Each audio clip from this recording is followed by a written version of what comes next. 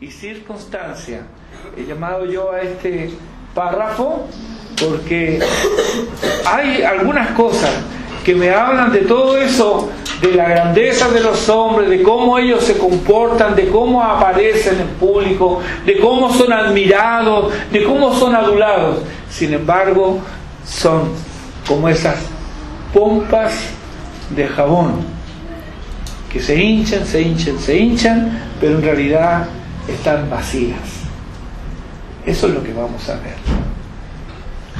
Hace algunos domingos atrás, Lucas nos mencionó en su relato de Hechos a Félix y Drusila.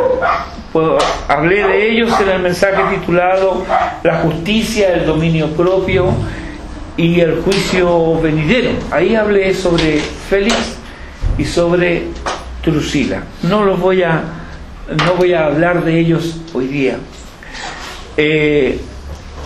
Pero Lucas no los presentó o mencionó debido a la importancia o supuesta importancia de cada uno de ellos, sino que fueron nombrados y así también conocidos en parte por nosotros debido a la interacción que tuvieron ellos con el apóstol Pablo. De no haberse encontrado con el insigne predicador del Evangelio, sus vidas y nombres se habrían perdido en el fárrago de la historia. ¿Quién los recordaría? Pero ahí están. ¿Quiénes son? En nuestro texto hoy nos encontramos con otros personajes. Está Porcio Festo, el gobernador nombrado por el César, que en ese entonces era Nerón. Está el rey Agripa o Herodes Agripa II y su hermana y consorte Berenice. Consorte significa, por supuesto, mujer. Festo, en el versículo 15 de este capítulo 25, menciona a los principales sacerdotes y los ancianos de los judíos. También está Nerón, a quien Festo llama en el versículo 21 del capítulo 25. Festo llama a Nerón Augusto y también lo llama César, y en el versículo 25 lo vuelve a llamar Augusto, y en el versículo 26 lo llama mi Señor. Son mencionados también en el versículo 25 los tribunos y los principales hombres de la ciudad. Esto en el versículo 23. Estos son los hombres que escucharán a Pablo. ¿Y quién era Pablo? El versículo 27 nos dice: un preso. Un preso compareciendo hasta esta gente, ante toda esta gente tan importante.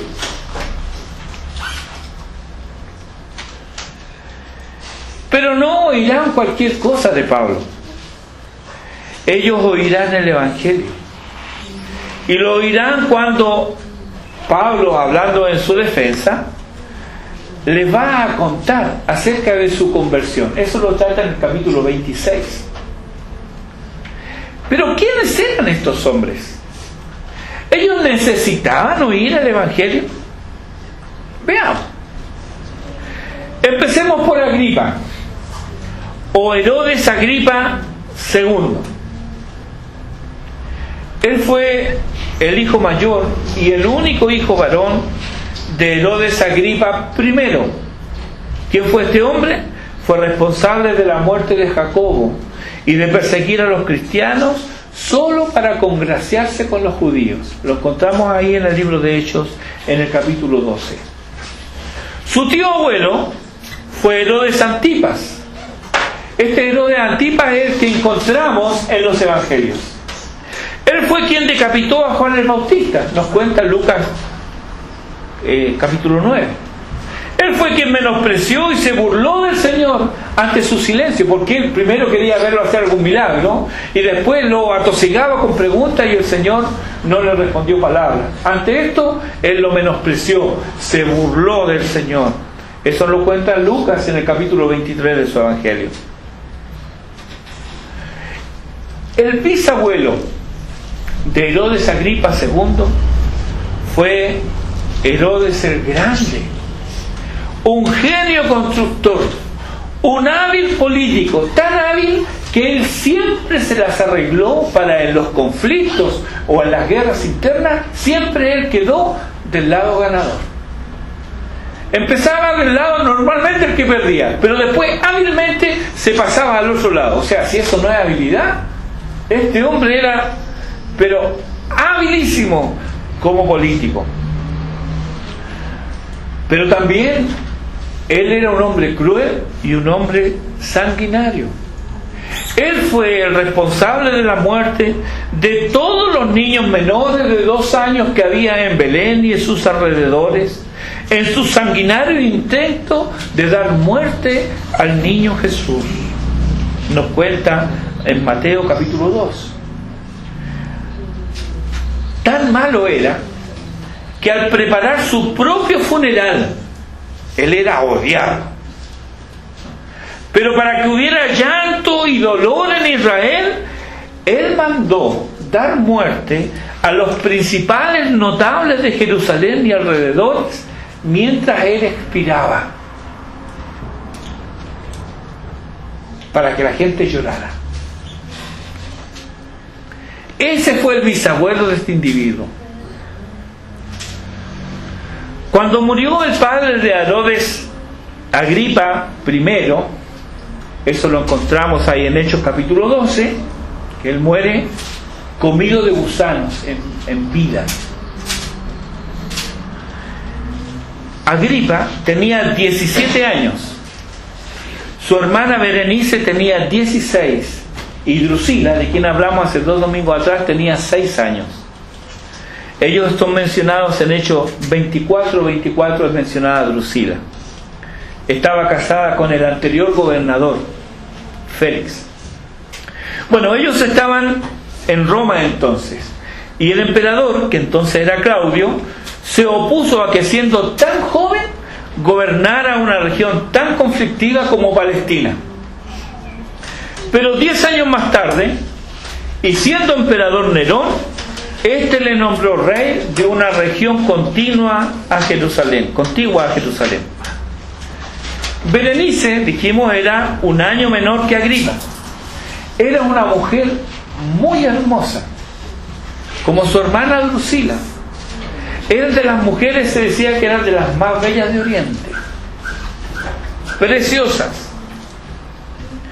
Ella fue entregada en matrimonio a su tío, Herodes de Calcide, y enviudó 4 años más tarde. O sea, ella tenía 20 años cuando enviudó. Cuando enviudó, volvió entonces con su hermano y vivió en una relación incestuosa con su hermano, que era motivo de escándalo aún para los paganos romanos. Fue amante del emperador Vespasiano y luego de su hijo Tito. Pero no, cuando Tito quería casarse con ella, pero no lo pudo hacer porque los romanos se opusieron. Y ella vuelve otra vez con su hermano Agripa. Los hermanos Agripa, Berenice y Drusila profesaban la fe judía, como antaño lo hicieron sus siniestros antepasados. Este hombre, Herodes el Grande, responsable de la muerte de los inocentes niños, profesaba la fe judía. Herodes Antipas, responsable de perseguir, de matar a Jacobo, de encarcelar a Pedro y de perseguir a los cristianos, profesaba la fe judía. Herodes Agripa I, de la misma manera, todos ellos profesaban la fe judía. En ellos encontramos hombres religiosos, pero carentes de moral e inmorales, ellos conocían o debían conocer Éxodo capítulo 20 versículo 13, que dice: no matarás. Éxodo 20, 14, que dice: no cometerás adulterio. Éxodo 20, 17, que dice: no codiciarás la casa de tu prójimo, no codiciarás la mujer de tu prójimo, ni cosa alguna de tu prójimo. Ellos profesaban una religión que, al igual que el cristianismo, condena la relación incestuosa, la relación entre tío y sobrina, y el adulterio, entre otros actos de inmoralidad prohibidos explícitamente en Levítico capítulo 18. No eran ignorantes de estas cosas. Pablo sabía que Agripa sabía.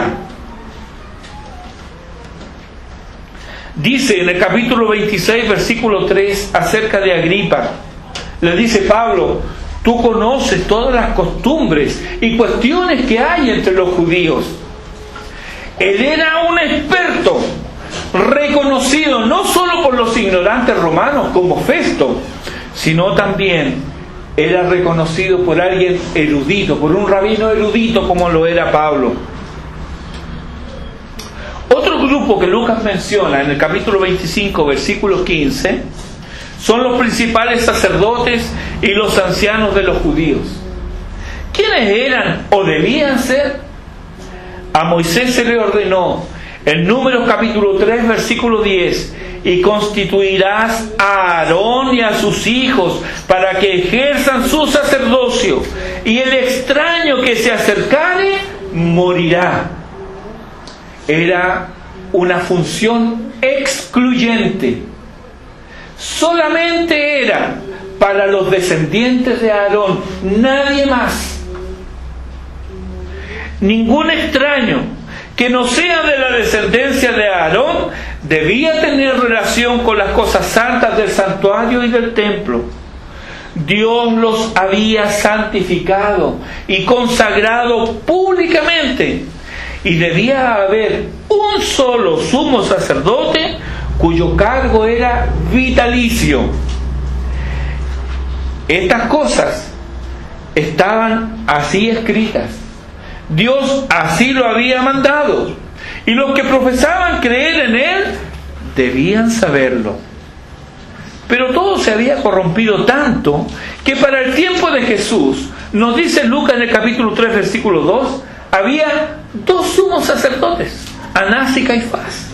Y luego en el capítulo 22, versículo 2 de Lucas, se nos dice explícitamente que los principales sacerdotes y los escribas buscaban cómo matar. Nótese, hermanos, que la función principal de los escribas era conservar el texto sagrado sin alteraciones ni omisiones. ¿Qué me dice esto a mí? Que los escribas conocían la ley. Sin embargo, conspiraban para matar, dar muerte a un inocente. Los sacerdotes ya no eran descendientes exclusivamente de Aarón, sino que ahora eran nombrados por el poder imperial. Y para el tiempo del emperador Claudio, este derivó la responsabilidad en Agripa II, el experto en cuestiones judías. Nótese que tenía menos de 20 años cuando tenía esta responsabilidad sobre sí, de él nombrar a los sacerdotes. Así que ya llevaban décadas de los sacerdotes, de en vez de ser hombres virtuosos que guiaban en la piedad al pueblo, ahora eran más de un cargo político del cual sacaban todo tipo de ventajas y provechos. En eso se había convertido el sacerdocio. Los ancianos de los judíos, en el versículo 15, eran cabezas de familias distinguidas y ejercían la autoridad civil y religiosa. Eran, por decirlo así, la élite de Palestina, ricos, acomodados y con buenas relaciones y contactos con el poder político de turno. Por supuesto, ellos también profesaban la fe judía. Estos eran, para los paganos, los exponentes de la fe de Israel. En esto se habían convertido quienes decían ser la simiente de Abraham, el pueblo del Mesías. Pregunto, ¿qué atractivo tenía una religión así, con exponentes disolutos, sinvergüenzas, inmorales, amorales, avaros, codiciosos y perversos? Y además, habían llenado la práctica religiosa con innumerables ritos y supersticiones ajenas a ella, pero la piedad estaba notoriamente ausente. Ahora, agrega a estas cosas la soberbia del judío de sentirse superior o mejor que el no judío, el desprecio no disimulado hacia el gentil. Verdaderamente, si quienes debían alumbrar ponían un manto de tinieblas sobre la luz, ¿cuántas no serían las mismas tinieblas? En el tiempo de Jesús, si hubiera sido el caso, vamos a poner una suposición, ¿te habrías sentido atraído hacia la fe judía? Con esos exponentes, miren, los Herodes. Yo no quiero ser como esa gente. Los sumos sacerdotes, hombres avaros, codiciosos, solamente les importaba el poder y el dinero. Son judíos. No quiero tener nada que ver con esa gente. Los principales, los escribas, que debían conocer la ley, sin embargo conspiraban para matar al inocente. No quiero saber nada con esa gente.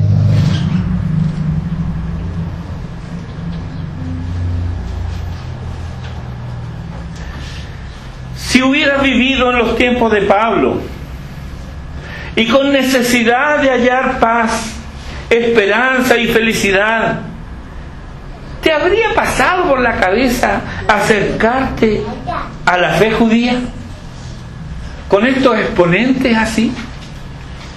¿Verdad que no? De ninguna manera. ¿Cómo podrías sentirte cómodo identificándote con gente así? Hermanos, ¿por qué hablamos hoy de esto? Si esto pasó hace 2000 años atrás, ¿por qué hablamos hoy de esto? Por las similitudes dolorosas que hay entre el siglo I y el presente siglo XXI. Similitudes. Hoy el judaísmo en sus diversas variantes lo profesan una minoría, y escasos entre esa minoría son quienes siguen sus preceptos. Pero, ¿qué es el cristianismo? Es una religión que profesan millones. Nosotros mismos nos contamos como cristianos, pero nos horrorizamos al punto de ponernos apellidos que consideramos imprescindibles para identificarnos mejor. No vaya a ser que me van a confundir con estos otros fulanos, ¿verdad? Soy cristiano evangélico, decimos. Basta con eso. Porque todos sabemos que hay muchos sinvergüenzas que dicen ser también evangélicos. Pero yo soy bautista, podríamos decir. ¿En serio? ¿Y eso basta? ¿Cuáles son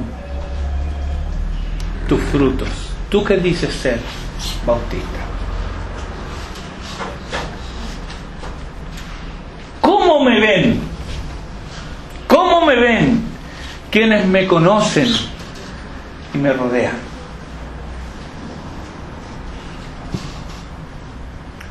Por supuesto, hermanos, no pertenecemos a la realeza como los Herodes, o al jet set criollo, como podríamos decir que pertenecía a Berenice. Ella, una mujer estupenda, regia, muy bien vestida, seguramente tenía ahí son los sastres o modistas a la disposición de ella. Y le sería el comidillo de la gente. ¿Te fijaste cómo andaba la reina Berenice? En algunas monedas está acuñada como la reina, y en otras monedas que se han encontrado dice la gran reina. Era una mujer hermosa, distinguida, bien vestida, pero era depravada. Pero ¿en qué se fija la gente? ¿Qué es lo que miramos de alguien? ¡Ay, qué bien vestido que va! ¡Qué elegante! Y como que eso mismo le confiere respetabilidad. Nosotros no somos de ese jet set. No tenemos la importancia de los sacerdotes o de los ancianos. Nuestra condición más bien es semejante a los corintios, de quienes Pablo dice en su primera epístola, capítulo 1, versículo 26, dice: pues mirad, hermanos, vuestra vocación, que no sois muchos sabios según la carne, ni muchos poderosos, ni muchos nobles. Continúa diciendo, sino que lo necio del mundo escogió Dios, lo débil del mundo escogió Dios. Eso somos nosotros. Pero hermanos, esta realidad nuestra cambia la alta responsabilidad que tenemos. ¿Acaso nuestra responsabilidad es menor porque no pertenecemos a los poderosos, a las clases dominantes, a las clases políticos, a los que se muestran en la televisión? ¿Nuestra responsabilidad es menor por eso? No. ¿Quién es tu Señor y Maestro? No es quien, dice Lucas en Hechos 10:38, anduvo haciendo bienes. El cristianismo que profesamos es digno de ser seguido e imitado. ¿Habrá alguien que al mirarnos a nosotros envidie la manera en la cual nos comportamos? ¿Habrá alguien que piense en su corazón? Tal vez no lo diga. ¿Habrá alguien que diga, me gustaría ser como fulano? Es un hombre íntegro, es veraz,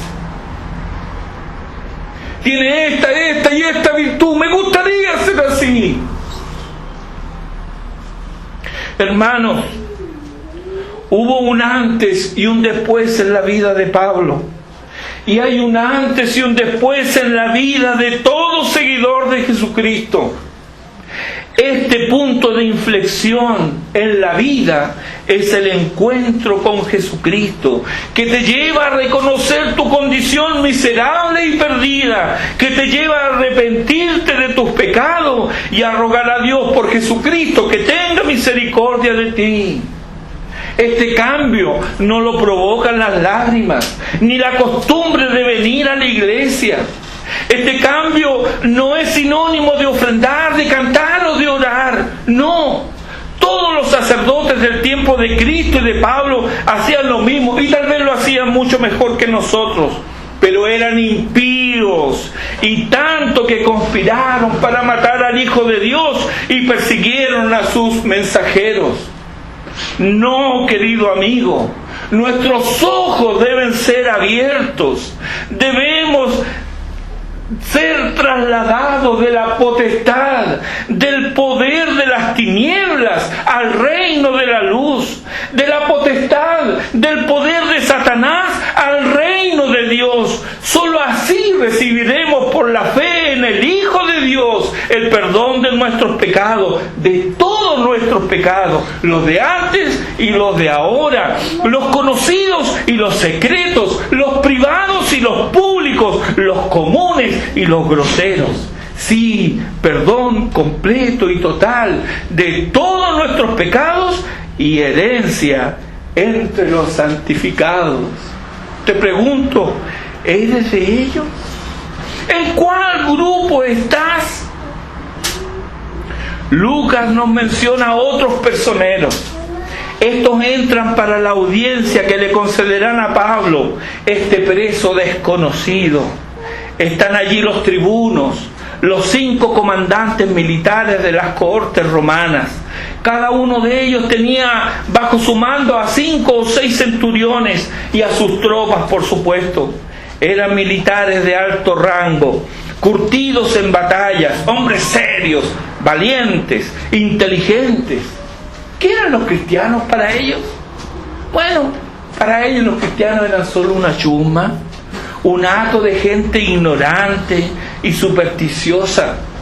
Aunque seguramente habían oído de boca de algunos centuriones algunas cosas extrañas, como sanidades increíbles, la que narra Lucas en el capítulo 7, el siervo del centurión, o sobre el cambio de vida de Cornelio. Cornelio era un centurión de la compañía llamada La Italiana, y hubo un cambio tremendo en él. Seguramente eso se conocía dentro del ejército, pero no obstante ello, era algo asombroso. Claro que sí, pero podía ser atribuido en el pensamiento de estos militares a la magia o a la fuerza de la voluntad. ¿Quién nos piensa? No, es que tiene una fuerza de voluntad, por eso él cambió. No, no hay fuerza de voluntad, no hay tal fuerza de voluntad que se oponga y que venza al pecado que vive en mí. No. También estaban los principales hombres de la ciudad, los notables de la ciudad de Cesarea. Seguramente eran gentiles acomodados y con buenas conexiones con el poder. Para estos, toda novedad o actitud de cambio era rechazado de plano. Ellos estaban bien así como estaban. Y si el cristianismo significaba un cambio en el vivir, entonces ellos no lo querían. No, así estamos bien. No hemos de olvidar al propio gobernador Porcio Festo. Fue mucho mejor gobernador que su predecesor, Félix, quien fue llamado a Roma para dar cuenta de las acusaciones que pesaban sobre él. Festo fue nombrado por Nerón el año 60 después de Cristo y trajo un alivio sobre la región al sofocar con actos de anarquía y ser un gobernante justo.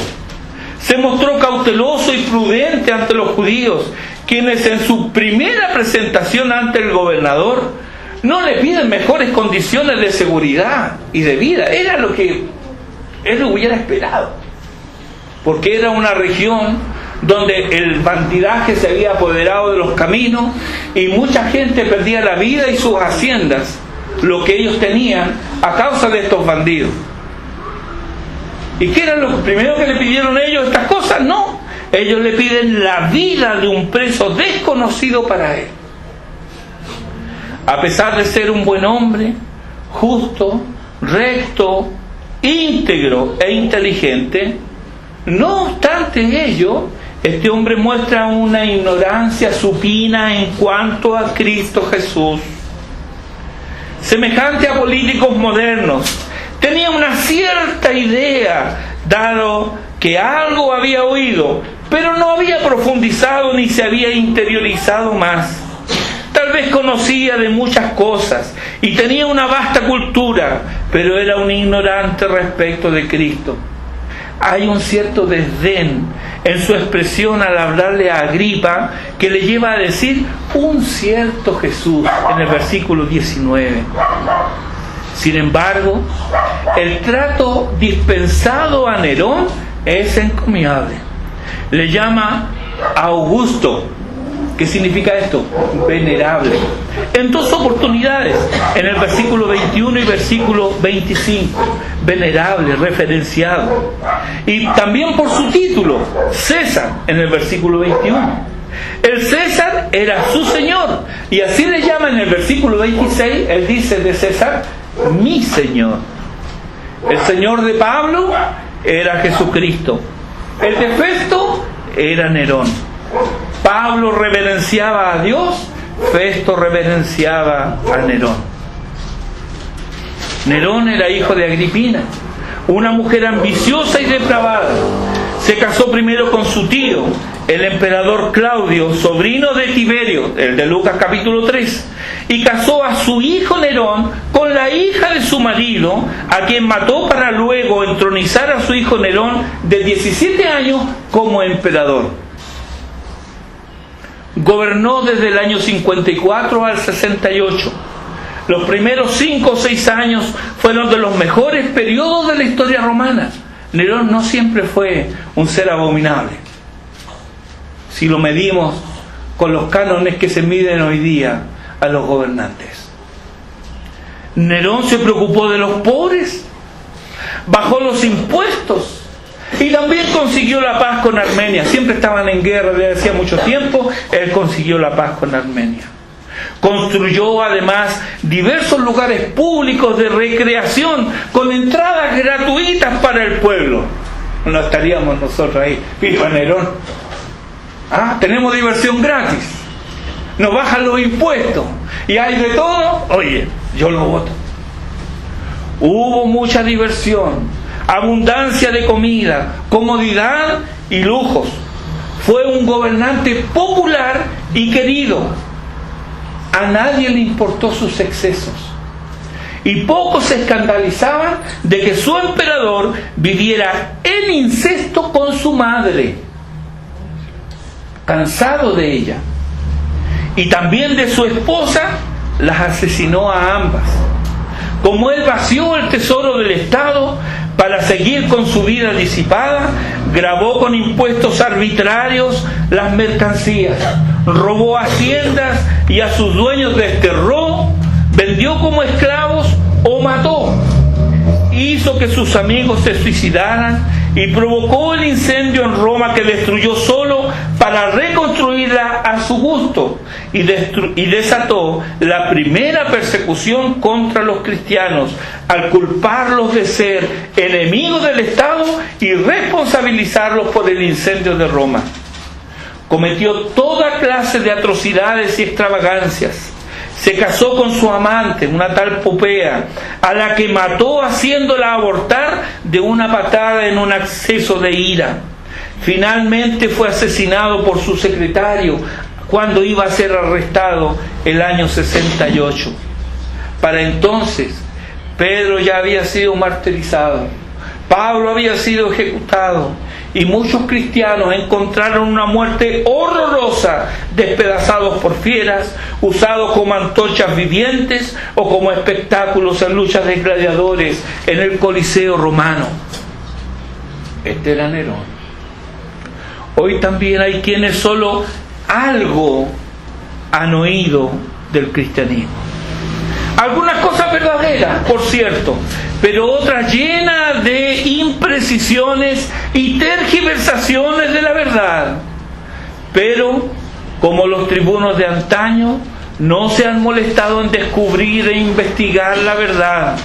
Estas personas, como los tribunos del tiempo de Pablo, consideran a los cristianos y al cristianismo una religión para débiles, pobres y necesitados. Pero, por supuesto, el cristianismo no va con ellos. Ellos son, o dicen ser, o creen ser, racionales, intelectuales y serios. Por lo que dicen, el Evangelio no es para mí. También están los que están conformes como están. No desean cambios. Ellos no están conscientes de su propia necesidad y miseria. Claro, tienen algunos vicios y hábitos detestables, pero ¿quién no los tiene? Al fin y al cabo, no le hacen mal a nadie. Así como están, están bien. Ellos no necesitan el Evangelio. Y están los festos, hombres trabajadores, diligentes, esforzados, ecuánimes, hombres prudentes y serviciales, pero usan sus dones, talentos y habilidades para servir y gastar su vida en el servicio al amo más cruel y tirano que jamás haya existido. Le sirven al Señor de este siglo, el Señor con minúscula. No conocen al Rey de Reyes y Señor de señores. Algo han oído de Él y tal vez quieren saber algo más, pero no para satisfacer satisfacer la necesidad de sus almas, sino para satisfacer alguna curiosidad intelectual, para rellenar un hueco en el saber de un hombre ilustrado. Tan ocupados están en sus quehaceres que, como Festo, son sorprendidos por la muerte cuando no lo esperan. Así murió Festo, trabajando 2 años después de haber sido nombrado en el cargo por su señor, el emperador Nerón. Ante todos estos hombres compareció Pablo. Estaba en juego su vida terrena, pero él tenía asegurada la vida eterna, y en esta vida Dios le había prometido que cuidaría de él hasta que diera testimonio de Cristo ante el mismo Nerón. Es que Dios no quiere que nadie se pierda. Por eso que destinó a alguien como el apóstol Pablo para que le hablara a este hombre. Con todo lo depravado, vil, cruel y sanguinario que fue Nerón, Dios le dio la oportunidad de arrepentirse al oír de Pablo el mensaje de salvación. Pero Nerón no se arrepintió, él no se volvió a Dios, y hoy su nombre solo lo tienen algunos perros, y cada vez menos. Algunos de los sacerdotes se volvieron a la fe, y algunos hombres importantes de las ciudades también. El Evangelio llegó no solo a los políticos romanos, porque habían cristianos en el Senado, sino también a las legiones, y así también hasta al mismo pretorio, según nos cuenta el mismo Lucas. Algunos se volvieron a Dios, pero otros prefirieron darle la espalda. ¿Qué de ti? Dice Hebreos 9:27, está establecido para los hombres que mueran una sola vez, y después de esto el juicio. Leo Apocalipsis capítulo 20, versículos 11 al 15. Y vi un gran trono blanco, Juan, desterrado en Patmos, en el día del Señor, tiene una visión. Y vi un gran trono blanco, y al que estaba sentado en él, de delante del cual huyeron la tierra y el cielo, y ningún lugar se encontró para ellos. Y vi a los muertos, grandes y pequeños, de pie ante Dios, y los libros fueron abiertos, y otro libro fue abierto, el cual fue el libro de la vida, y fueron juzgados los muertos por las cosas que estaban escritas en los libros, según sus obras. Y el mar entregó los muertos que había en él, y la muerte y el Hades entregaron los muertos que había en ellos, y fueron juzgados cada uno según sus obras. Y la muerte y el Hades fueron lanzados al lago de fuego. Esta es la muerte segunda. Y el que no se halló inscrito en el libro de la vida fue lanzado al lago de fuego. Tú y yo estamos inscritos en algún registro. Tenemos nuestros certificados de nacimiento, partida de nacimiento, dicen en nuestros lugares, pero es lo mismo, las tenemos. Tenemos también nuestro documento de identidad.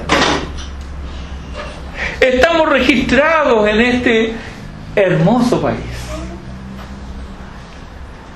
pero aquí solo estamos de paso. El apóstol Pedro nos recuerda que somos extranjeros y peregrinos.